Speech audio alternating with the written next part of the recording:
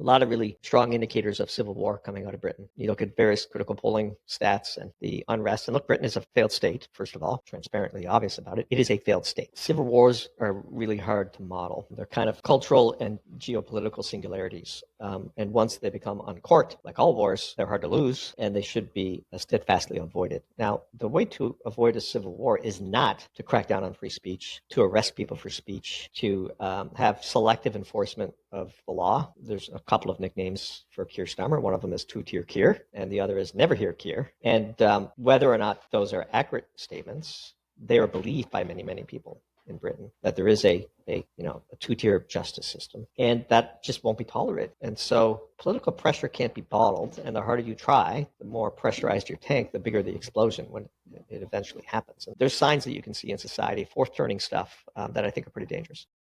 Hey, welcome back to the show. Joining us today is returning guest Doomberg, but behind the very popular Doomberg Substack. Doomberg, it's great to have you back on the show. How you been? I've been great, Christian. Great to see you again, my friend. Looking forward to another great discussion. Absolutely. I'm always glued when I hear you on various other shows and platforms regarding what's going on around the world and trying to make sense of things. So I figured we'd of course start off with your latest thoughts and articles. Sure. Any direction you want to go, I'm happy to talk about it. Roger that. How about geopolitically? Yeah. So obviously the big story geopolitically is how the war in Ukraine will end. And obviously there's a lot of emotion around that question. And it's opening up, I think, a real split between the European Union and the Trump administration. I would not say the United States, because roughly half of the United States and probably 80% of Congress supports the European position, which we think is just untenable. The European position is that the war should just go on indefinitely, that basically Russia needs to capitulate. And that's not how wars are ended. Wars end when one side decisively wins and enforces terms. There was a time for reasonable compromise between Russia and Ukraine. That time was in the early weeks of 2022 when the war just kicked off. Now it's basically Russia that is demanding what from the Ukrainian side amounts to a capitulation, and they have the military and financial and geopolitical means to accomplish that. I think Trump is a realist, and Trump would have ended the war on day one if he thought he had the political support of the uni-party neocons in Washington. And European Union hates Trump. I don't know why he listens to them. Trump has a significant flaw, which is he tries really hard to please people who objectively hate him. And so here we are. Russia keeps grinding away. Ukraine is out of money. NATO is out of weapons. And the momentum is clearly on the side of the Russians. And the longer it takes the Europeans and the Ukrainians to realize that, the worse deal they'll get. And the one they're looking at right now is bad enough for them for sure. We always say that wars are hard to lose, which is why you should probably work really hard to not get into them. And so the European Union is, bouncing around from bad idea to worse idea. The latest attempt to seize the Russian frozen assets won't work. It'll backfire. Last thing I'll say is there's a real crisis of competence in the European Union. Ursula von der Leyen, Macron, Friedrich Merz, Kaja Kallas. I mean, these people are just incompetent. They have boxed the European Union into a deadly corner. They have no viable path out. They have very little in the way of political support, and they're risking the very essence of what the European is in this war in Ukraine. And they still have 3 more years of Trump. So it's not like they can just run the clock out and get to a Newsom administration and then replenish Ukraine and somehow defeat Russia, which is just not going to happen. And so it's a tricky situation, very dangerous situation. We're one significant false flag away from an escalation cycle that could very quickly lead to nuclear war.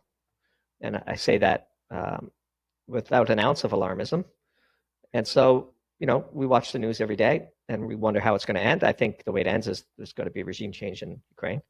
But that's our overall view. That's the big geopolitical question of the day. Putin in India, another geopolitical wrinkle. But our focus right now is on the European Union and just how they get out of this trap that they're in. Gotcha. And how about as it relates to Trump's administration and some of the things that he is bringing about, whether that's domestically or around the world? We haven't written this, but we have an operating mental model internally to analyze U.S. domestic politics. And we're not a political newsletter, of course, but in order to understand energy, you need to have more than a passing understanding of politics. And so when we develop a mental model, we take an axiom, whether it's plausible or not, and we brainstorm around it. And the following axiom is actually, I think, a pretty useful way to understand the current political situation in the U.S. This axiom states the following. If there was a secret ballot in Congress, Trump would be impeached and removed from office by about 80% to 20%. Secret ballot. There is no such thing as the Republican Party at the national level. There's certainly the Republican Party at the state level, but the Republican Party in Washington, D.C. loathes Trump. The Senate is not going to break the filibuster to get Trump's agenda done. They don't like Trump's agenda. And they're just play acting as though they support Trump because they have to, because he's the president, and they all have the same logos on their sports uniforms. But there isn't a Republican versus a Democrat. There's three parties in Washington. There's the 80% in the middle, never saw a war they didn't like, don't care about balancing the budget. There's 10% true diehard MAGA Trump supporters, and there's 10% far left Bernie Sanders types. And ironically, there's more overlap in, say, the geopolitical and foreign policy of Trump amongst the far leftists than there is in the 80% blob in the middle.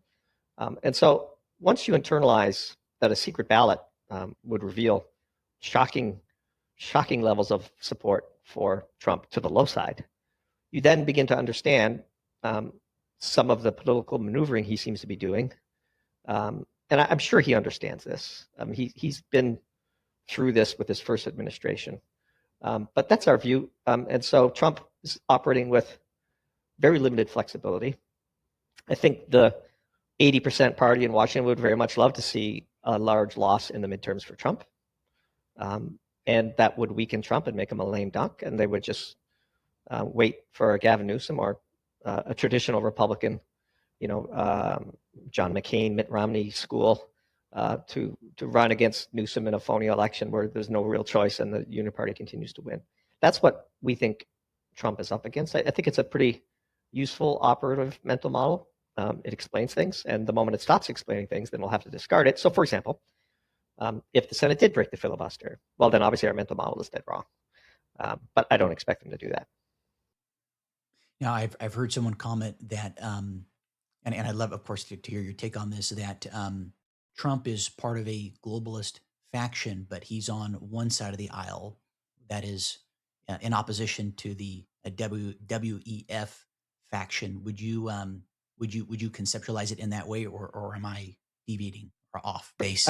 I would say Trump is a genuinely patriotic America First candidate. I mean, look, he's been speaking precisely as he does now since the 1980s. If you go back and watch him being interviewed on Oprah and all this other stuff, very consistent on tariffs, about how the U.S. is getting ripped off, how the U.S. needs a manufacturing base, how energy is important. He's always been pro-coal. He's always been very deeply suspicious of China. If he's play acting, that's an awful long setup. Do you know what I mean? It's hard to lie consistently for 50 years. And so we take him at face value. That's why we ended up on this 80-20 mental model, because I think it does explain a lot. Look, I mean, Mitch McConnell can't stand Donald Trump. And there's a lot of people who think and act and support Mitch McConnell in the Senate. But certainly the administrative bureaucracy state loathes Donald Trump. So the entire machine in Washington, D.C., which depends on pilfering U.S. taxpayers, hates Trump because he's at least saying that he wants to disrupt the game. Now, the alternative explanation is this is all just an act, and Trump is really just another deep state agent, and this is just phony, internal domestic unrest, and we'll have arguments amongst MAGA and who's really MAGA and who's not. but I don't think so. I think it's more useful to assume. And by the way, obviously, since we do a lot of investing in the private markets and we know people who interact with Trump and Trump's team, everybody that interacts with him expresses that he's a true believer and is sincere about what he's trying to get done. You might not like what he's trying to get done, or you might fully support what he's trying to get done, but by and large, in private, he is a sincere actor with aiming to achieve the ambitions that he ran on. And to the extent that he has the political flexibility to do it, that's a whole different question. And how about as it relates to Trump's administration regarding Venezuela? Yeah, there's a couple of schools of thought on Venezuela. Hard to understand from an outsider, right? It's a challenging situation where the propaganda is thick.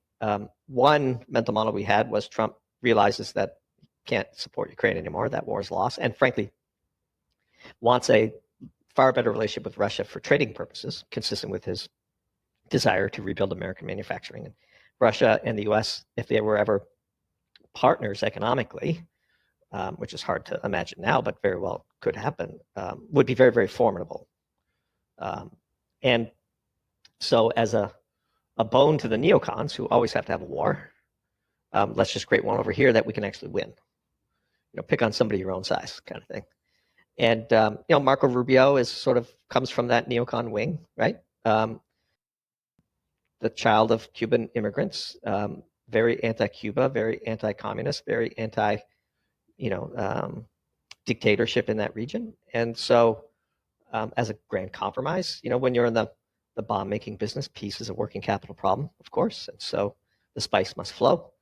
And it's a nice, happy coincidence that Venezuela happens to be in possession of the world's largest hydrocarbon resource base. And we note with interest the new national security strategy, which published this morning. Not sure if you saw it, but it's a fascinating read. Basically, it says no more NATO expansion, and we're going to focus on the Western Hemisphere. And so I don't think the Armada is leaving the Caribbean. I don't think they're assembled and must strike Venezuela anytime soon. In fact, I would guess that Armada is going to be in the Caribbean until the end of Trump's administration. And the disruption of the drug trade is commingled with the energy trade because the drug cartels have infiltrated the energy trade because energy is valuable, and drug cartels are always sort of cancers on healthy things. And so there's some truth to the disruption of the narcotics trade. And then there's also a lot of very wealthy people who hate Trump that are probably profiting from this drug trade, which is, on the order of $1 trillion. And if the U.S. Navy is in the Caribbean disrupting all of that, it's probably harder for, British banks in the Caribbean to launder that cash and take a vig for themselves. And so there's all kinds of reasons why, the power structure in the world hates Donald Trump. And we think that the war in Venezuela, quote unquote, if it happens, is consistent with Trump's desire to, if we're going to be dropping bombs, let's at least have some benefits to the American side of the equation, i.e. getting access to Venezuelan oil. Now, all this is a very cynical lens through which to view the world, but unfortunately, such cynicism is almost always warranted in such situations. Absolutely. And wanted to then segue to a recent article that you published regarding Alberta unstuck. Could you dive into that for us? Yeah, sure. We last year, last year, I bet, or somewhere near today, we published one of our best predictions ever called Alberta Clipper. And in that piece, we highlighted to our subscribers that our reading of the tea leaves and our understanding of British politics, and Canada's kind of still very tied to the British Empire. We could see that Mark Carney was being positioned for prime minister. And at the time, in December, seems like forever ago, Justin Trudeau was still prime minister, and the Conservatives were polling at 93% on Polymarket to win the election, which was coming up. And so in that piece, we predicted that they would install Carney as prime minister, and then he would go on to be a far more formidable candidate to beat than Trudeau, because he's sort of a clean sheet, former head of the Bank of England, former head of the Bank of Canada, and would have the complete and total support of the very formidable propaganda machine in Canada. And sure enough, he won. And by the way, we wrote that piece before Carney was a contract that you could bet on Polymarket. You couldn't even bet on him then. We could talk about Polymarket, which I think is a fascinating platform, especially given the work we do. So fast forward, Carney wins. We wrote a follow-up piece in April called "The Fix Is In," where we laid out our thesis that only Carney can unstick Alberta's energy. And the analogy is, only Nixon could have visited China and opened up China in the 1970s, because Nixon was a hardcore anti-communist. Nobody could ever question it. And boy, if he went to China, it must be in the U.S. national interest to do it. Carney, from a climate perspective, was on level with Nixon from an anti-communist perspective, and only somebody with his track record and the support of the media could break the stranglehold over Alberta energy that the climate change movement had implemented in Canada, because it threatened Canada's sovereignty. There's still a sovereigntist movement in Alberta. So all that happened as we predicted. Again, probably one of our best series of calls, out of nowhere calls that manifested.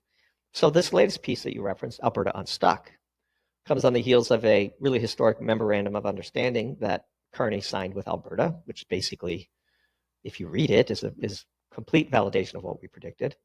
But now there's one more problem, which is to get Alberta's energy to global markets.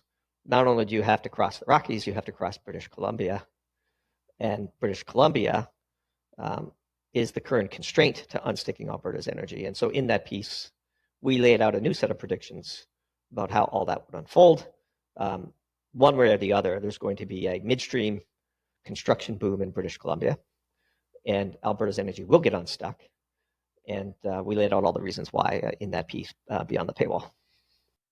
Roger that. And then regarding the Polymarket element to this, could you dive into that? So Polymarket is fascinating to us. And by the way, I should say up front, no financial relationship with Polymarket. I don't have an account on Polymarket. Nobody on our team has an account. We might. For those that are unfamiliar, Polymarket is basically a news event betting site. So the contracts trade from a penny to a dollar. And so a typical contract might be, I don't know, who wins this Tennessee congressional race? And before the votes were counted, I think Polymarket was at like 70 cents for the Republican Party and 30 cents for the Democratic Party. So if you bought the 30-cent contract, you'd lose all your money. And if you bought the 70-cent contract, you would make, 3 divided by, 43%, whatever 3 divided by 7 is. And so they have hundreds and hundreds of contracts on basically anything. Now, it's a new platform. They're just becoming legal in the US now, which is going to be a big breakthrough for them. And so there's two ways that you could look at Polymarket. One is an incredibly valuable source of information. Okay. It's the wisdom of crowds. You can see how people are voting. For example, during the election night for Trump, Polymarket called the election for Trump long before the networks did, because the market spoke and Trump's contract was trading at 99 cents, when the first series of battleground states came in so decisively for Trump. And so one of the things that Polymarket also represents is an opportunity to trade our own work, in the sense that we believe that physics is an incredible edge, geopolitically and sometimes in the financial markets. We're not an investment research firm. We have no licenses. We don't give financial advice. We never recommend investments. We rarely talk about tickers, or especially if they're small stocks. But if we do, it's never to recommend them. So just to state that up front. But, understanding energy gives you such an advantage over understanding geopolitics, that you can see things before the crowd does, which in the long term, once the depth of markets gets there and the bid-ask spreads narrow and the liquidity is there that you can trade it in reasonable sums, would be very, very interesting to us. And it's something that we're pondering how to take advantage of as a newsletter, to bring that potential array of actionable ideas to subscribers. But then, of course, they would have to do their own due diligence. But I'll give you one example of a contract that you can't trade it today because it's not very liquid. But there's a contract that says odds Zelensky meets with Trump in 2026. Okay. So when I first saw that contract, it was at 93 cents, yes, 7 cents, no. And I thought, boy, no looks like a good deal. Because since we follow the war in Ukraine as closely as we do, we see what's going on in Kiev that's not being reported in the Western media. And it sure looks to us like there's going to be a coup inside Ukraine. This NABU anti-corruption charge is basically Trump trying to get Zelensky out of office. He's clearly an obstacle to peace from the perspective of Moscow and DC. And so if he is ousted, say, in December, what are the odds he's going to meet Trump in 2026? Not very high. And so that's why we're fascinated by Polymarket, because even though it's a great source of information, sometimes the market gets things very, very wrong. And that's because, the sources of people's analysis is often colored by propaganda. And so if you can cut through and get to the truth, there's a huge potential to make some interesting investments there. So anyway, again, reiterating, not investment advice. Don't go buy that contract. You probably won't be able to put on a trade in size. I think only $4,000 has traded that contract. But it's just interesting conceptually that you can get an edge by your own energy or geopolitical analysis and then maybe translate it in ways that doesn't involve traditional stocks and bonds. Roger that. And as it relates to energy, and you mentioned how much that dovetails into a geopolitics. Could you expand upon that? Sure, I'll give you a great example. We wrote a piece called Mosaic Theory, where we studied the Western Hemisphere under the Monroe Doctrine rejuvenation hypothesis, and went top to bottom, north to south, through all the countries in the southern part of the Western Hemisphere, and made some calls, made some predictions. And one of them was that the U.S. would probably have to bail out Malay because of Vaca Muerta, which is a oil and gas resource on the scale of the Permian, of quality and depth of resource. And Chevron's all up in it, and the U.S. has significant interests. And Malay is seen as key to unsticking Argentina's energy. And so I don't know if there was a contract. I'm sure there might have been. Will Malay win that election?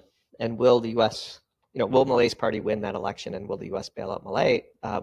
Were two things that we thought almost certainly had to happen. And the election, we're a little cynical, but there's just no way Chevron was going to lose that election. You know what I mean? And the election of Guyana, there was just no way Exxon was going to lose that election. In fact, the morning, and it was a shock to people that they won that election. Who knows who did the vote counting and all that? But the morning of the Argentine results, we posted on Notes, which is Substack's version of Twitter. Looks like Vaca Muerta won the election. And so that's an example of where if you have an understanding of energy, you could see where things are going. Look, I mean, the whole Venezuela situation right now, on Trump's inauguration day, we wrote a piece called Misreading the Room, where we basically warned Maduro not to fly private, because as we said in the piece, something along the lines of the track record of strong-armed dictators who stand in the way of resource development when the super majors have assembled in their neighborhood is not a glorious one. And you could see the writing on the wall. Right next door to Venezuela are the super majors, led by Exxon. Chevron bought their way in by purchasing Hess. And an interesting wrinkle is the third, junior partner in that really amazing resource in Guyana is the Chinese. And when the super majors assemble, they bring all the critical mass of midstreamers and support companies and engineers to make a go of it. And we wrote a follow-up piece called Blooming Flower. Now that they're there, going to look around because it's expensive to move. And they're going to develop Trinidad and Tobago. They're going to try to develop Venezuela. They're going to, and so it was obvious to see that if Trump was going to focus on the Western Hemisphere, which we thought he would, that Venezuela is the place to look. And again, how you manage to trade that into something, as Polymarket grows, and as again the depth of markets materializes, I think there's lots of ways that you could trade that. And by the way, you don't even have to hold it to maturity. Back to this Zelensky contract, you could buy it at 7 and then put a limit order to sell it at 15. And if it's just look like the odds are going in your favor, the contract changes, right? I mean, so it's not you have to you have to be right. You just have to, like anything else, trading is developing an edge and then managing your bankroll. Absolutely. And wanted to um, wanted to inquire about your take on the U.S. consumer, and as it ties in with all this. If you can kind of give your distillation of that. Yeah, the U.S. consumer is hard to analyze for two reasons. Um, One is, the boomers are approaching retirement and are spending money on great vacations, luxury items, second homes, fancier cars. They've saved throughout their working careers. They have benefited from the greatest stock market bull run in history. Um, and so, superficially at a high level, the U.S. consumer could look like it's doing quite well. Obviously, a wildly different story on the low end, where I think there's a lot of struggle, especially the amount of displacement from AI that's about to transpire. A lot of overproduction of college majors that just aren't needed in the economy. So you spend all this money, you go into debt, you get a degree from a fancy school, and you can't get a job, and I can't buy a house because it's too expensive, and people are waiting to get married longer. All the demographic challenges that are very obvious. So there's a great sort of divide going on right now, and you can see this in the inequality numbers as well. And so there's superficially a pretty healthy consumer economy right now, but there's a lot of cracks beneath the surface and social tensions that arise from it. Look, I mean, this execution of this healthcare executive, there's a shockingly high number of young people who fully support that. And I can understand their anger. Look, I can tell you my own lived experience. As an entrepreneur, we have to buy our own health insurance. We're not subsidized because we own our own business.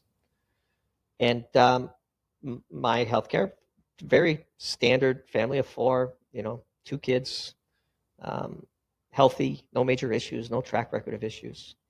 Our premiums go up 15% a year.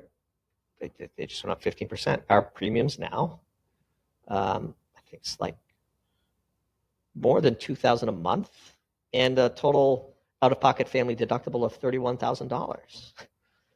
Right? If I could buy catastrophe insurance that doesn't kick in above a certain number, and that number would be high, I would do that in a heartbeat. But it's not available by law. I have to go into the Obamacare exchanges and submit to what is a total grift. And look, we're doing well. Doomberg is a successful business. We had success in our corporate lives before Doomberg. We've done well in the investing side of things. So is it existential to me that my healthcare costs are going up 15% a year? No. It's just another bill I have to pay, and there's nothing I could do about it. And so, but at the same time, if I was just starting out, living paycheck to paycheck, and a flat tire means something because like that's going to hurt when you go get it repaired. A 15% per year increase in your healthcare is just unsustainable. And I don't know how this all comes to an end, but it has to. System is broken. It certainly doesn't serve the younger generation. So you can't get a job, and you can't afford healthcare, and you can't buy a house because you can't get the down payment. Like the American dream is dead for these people. And so, I know it's a long answer, but that's how I think the consumer is doing. Very bifurcated. If you've got a couple $1,000,000 in your retirement account and you have to do your minimum withdrawals, and your pension is kicking in because you were lucky enough to get one before they forced everybody into 401ks, you're doing fine, and you want to spend that down. But if you're a kid coming out, especially from just a middle class family, teacher and a nurse or something like that, it's near impossible, man. And I feel for them, and I understand their anger. I obviously don't support political violence, and I was shocked to see how many young people did. But that's a sign. Like I'm reminded of the scene from The Godfather when he was in Cuba and he realized that the incumbent regime was about to be flipped and got out of town. Like there's signs that you can see in society, fourth turning stuff that I think are pretty dangerous. And as it relates to political violence, do you see that just getting more and more exacerbated? Yeah, the canary in the coal mine on political violence in the Western Hemisphere, we think, is going to be Britain. A lot of really strong indicators of civil war coming out of Britain. You look at various critical polling stats and the unrest. And look, Britain is a failed state, first of all. Let's be transparently obvious about it. It is a failed state. it can't produce its own energy. It's deindustrializing. The political leadership class have lost all touch with reality. They have no support amongst the people. Starmer is the least popular prime minister ever, and he's locked in unless his own party overthrows him for another 4 years. That's a failed state. Obviously, the immigration issue is huge, and that's causing various camps to be very emotional, and violence is imminent. And so the U.S. is not as far gone as Britain for one, well, for many reasons, but one really important one, which is it's a global energy gigapower, and that is saving the U.S.'s bacon. It is maintaining the option to build a far more robust manufacturing industry than it already has, which is a pretty robust one. And power bills are, were until the AI revolution mostly under control, and so on and so on and so on. Britain has none of that, and the standards of living are declining. And there's lots of scandals over there that you probably know what I'm referring to, that are the wounds have not been allowed to heal. And our whole philosophy, of course, is that on the journey from abundance to starvation is riot, first political and then physical. And since the British people have been robbed of their means of rioting politically, well, you can guess what comes next. And the crackdown on speech is disturbing. The British government is a dystopian nightmare. I personally will not visit Britain again until political revolution has come and gone in that country, because I'm sure they would arrest me for some of the things we've written in Doomberg. Their crackdown is, they have 12,000 people, I think I saw, arrested for tweets, right? Like, it's insane. This whole Digital Services Act in the EU is very similar. And you probably saw they fined Twitter $140 million this morning. Look, we're no big fans of Elon Musk, but at least Twitter is far more freewheeling in its speech. There's certainly ugly parts of it, but everybody knows that. You can just not go to those ugly parts. You can create lists of interesting accounts and only peruse Twitter using lists, which is how we use it. But that's like an assault on American free speech by European bureaucrats. And I think, again, this whole chasm between the Trump administration and the European Union that I referenced earlier is only going to get much, much wider. And you could expect that Trump will substantially overreact to that and do something significant to the European Union if they don't withdraw this fine pretty quickly. Wanted to ask about the civil strife that you were obviously alluding to, and that many others are, as it relates to over in the UK. How would you see that materializing? Well, civil wars are really hard to model.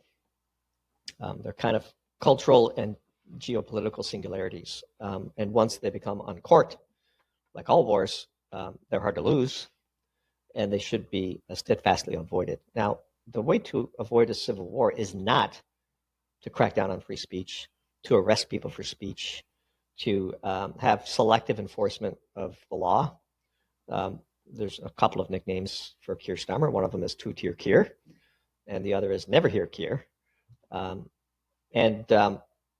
Whether or not those are accurate statements, they are believed by many, many people in Britain that there is a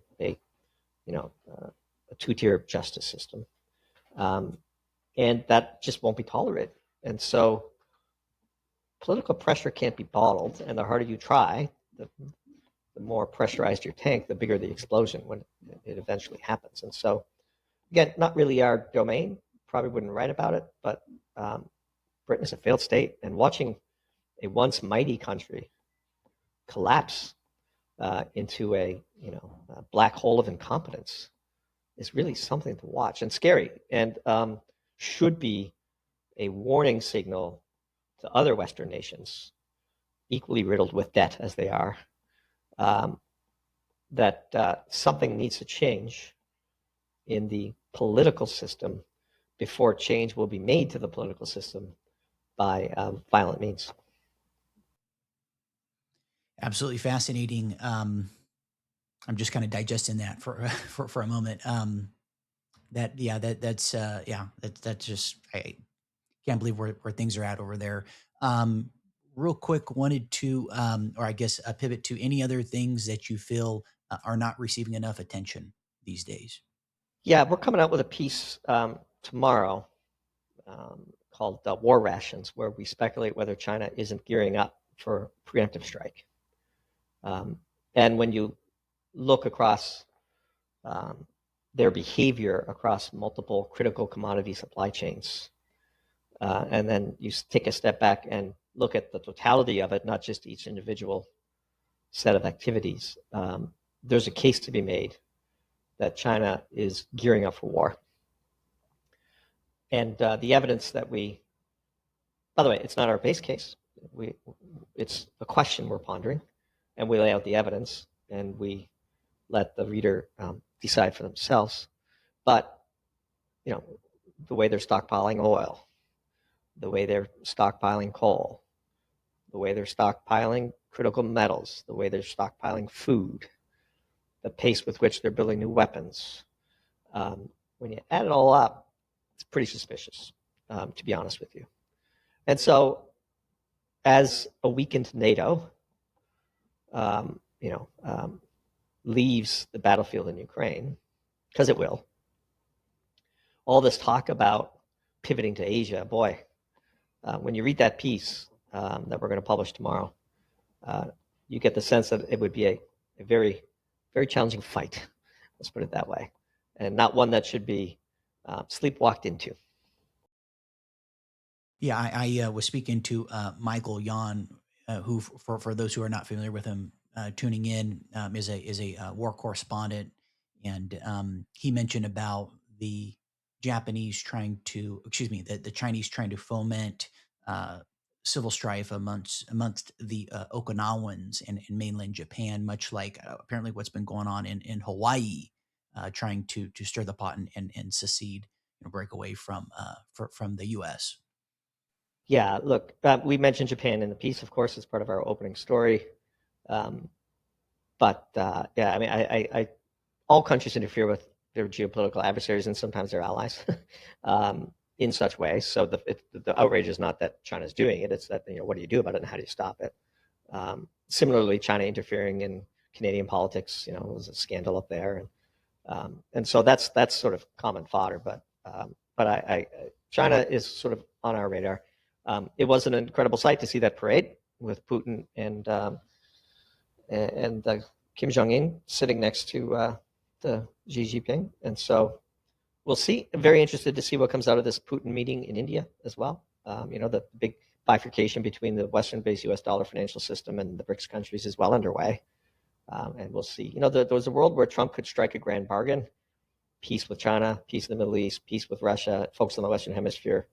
Those are all very laudable objectives. Whether he can get it done, back to that whole political support at home that we talked about earlier, remains to be seen. But that's one issue that, since we're publishing on it, obviously we think it's important. And so the other thing we're going to publish on probably next week is quantifying just how important or unimportant oil and gas exports are to the Russian government receipts and its ability to maintain the war. The answer might surprise some people, but that's one we're just developing right now. Gotcha. Wanted to ask you a question that I received from an audience member. Question is, what is Mr. Doomberg's take on natural gas and coal-fired power plants being built again in the U.S.? Any fractal computing data center companies poised to take market share from large data centers due to the extreme energy savings advantage of fractal computing over traditional data storage? Yeah, I can't comment on the fractal computing, but I can comment on natural gas. We've long said that natural gas will be the bridging fuel for AI. We first wrote a piece, I think, in late 2023 called Bridge Burning. An even better call, we wrote a piece called Generational Arbitrage, where we had been noticing that natural gas was so cheap in the US and oil was still expensive that the ratio of the price of oil in barrels to the price of natural gas per million BTU, which on an energy content should be roughly 6. In other words, there's 6 times as much energy in a barrel of oil than there is in a million BTUs of natural gas. It has historically traded between 10 and 20 for logistics reasons, just because natural gas is a little harder to handle, and it had spiked up to 50, 55. And we made the call that that ratio has to come down. And in a follow-up piece, we made the call that that ratio might even go below 6 because natural gas might become more valuable. And we're beginning to see that now. The ratio today is at 11. So it was a pretty good call. And what we see happening is, one of the biggest changes of the shale revolution that very few people have truly internalized, but we have been banging the drum on, is that now that oil, gas, and natural gas liquids are co-produced together from the same well, that the material producer of oil in the US also has natural gas and natural gas liquids coming with it, the Permian, for example. Co-production economics is wildly different than straight pure play production. And having competed against co-producers as a pure play player, say that 3 times, I can assure you that it's no fun. So here's what I mean by that. If you only produce natural gas in the US and you're competing with people who produce both natural gas and oil, and the price of oil spikes, what happens to natural gas? It goes down because they're going to drill, and they'll dump their natural gas onto the market, right? And that's what's happening in the Permian. Drilling for oil, natural gas is negatively priced in the spot market, probably $1 or $2 on a 12-month strip, and giving away natural gas in the Permian. Okay, what happens when that flips? What happens when all these data centers in West Texas turn on? What happens when, instead of global warming, we have global cooling and the heating needs of the US spike? Well, what happens is natural gas price goes up. And so one of the things that you can no longer ask as a serious energy analyst, I still see people, really smart people asking it, is what is the break-even price of oil in the Permian? That is an irrelevant question. Now you have to ask, what is the combination price of light crude, NGLs, and natural gas need to be for drillers to drill in the Permian? Because they're producing all three. So imagine a world where natural gas spikes to $5 a million BTU in the Permian. Unthinkable today. They would uncork a wave of drilling for natural gas, and they would produce an awful lot of crude byproduct that they wouldn't care about just giving away. It'd be bearish for crude oil. And that is a huge change in market dynamics that very few people have understood. Now, hopefully our subscribers have understood it. We've said it on many podcasts. We've written about it in many pieces. Co-production economics changes the game.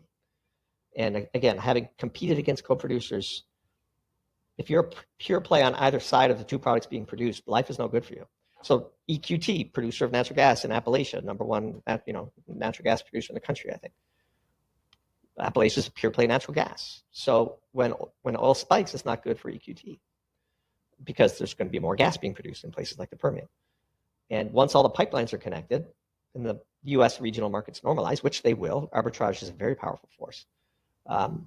So natural gas, bullish, and in fact, the higher natural gas goes in price, we think the lower oil will go. And that's why we made that off-the-wall call that actually natural gas might trade at a premium to oil compared to its energy content, that ratio would go below 6, which it hasn't really done for any sustained period of time.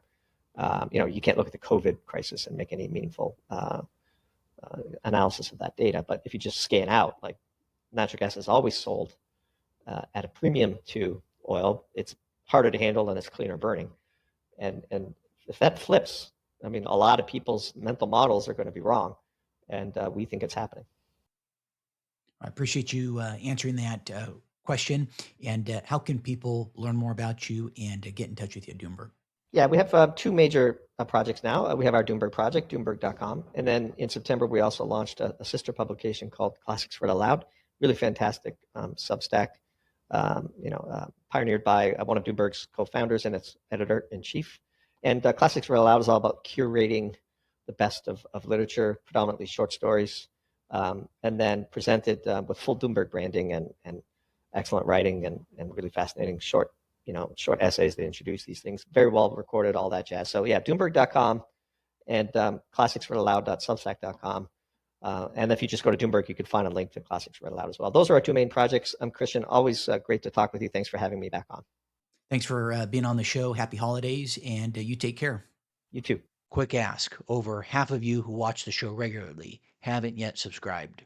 If you've enjoyed the show, you're finding value in it, subscribing is really the best way to support the channel. It's, of course, free. It literally takes 2 seconds, and it lets the algorithm know that this content matters. And, of course, my commitment to you is going to be that I'm going to continue to bring on great guests, refine those questions, And of course, I'm always receptive to your feedback. If there's certain people that you'd like to have on, or certain questions, or this, that, and the other that you'd like to have as part of the show going forward, things of that nature, please let me know.